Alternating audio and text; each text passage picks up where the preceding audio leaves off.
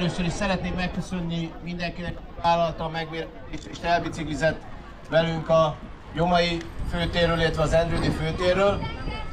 Köszönöm szépen még egyszer. A mai napnak egyébként a Kihívás napjának az a célja, hogy egy picit fölhívjuk a figyelmet arra, hogy a mindennapos testmozgás az erősíti a testet és a lelket. Én azt gondolom, hogy ez teljesen így van, úgyhogy biztatok mindenkit, hogy ne csak a mai napon, hanem amikor csak teheti, mozogjon. Most arra szeretném kérni a gyerekeket elsősorban, de természetesen ha valamelyik anyuka vagy apuka be akar szállni, port dobálni, akkor őket is.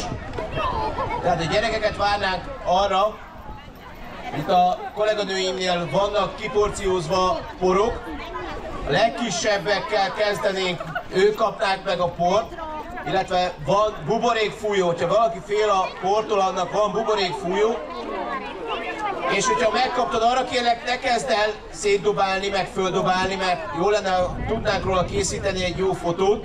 Ezért majd, hogyha mindenki megkapta, és mindenkinél van valamilyen tárgy, akkor én számolnák majd 3-ig, és 3-ra kell majd földobni a port, és aki a legmagasabbra kapja, annak egy külön jutalomban fog majd részesülni itt a végén. A jutalom nem tudom, hogy micsoda, de a kolléganők azt mondták, hogy van külön jutalom a legmagasabb dobó játékosnak.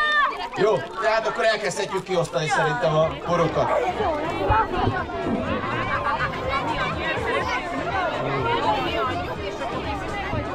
És csak ügyesen, és ott legyen, tök mindegy milyen színű a...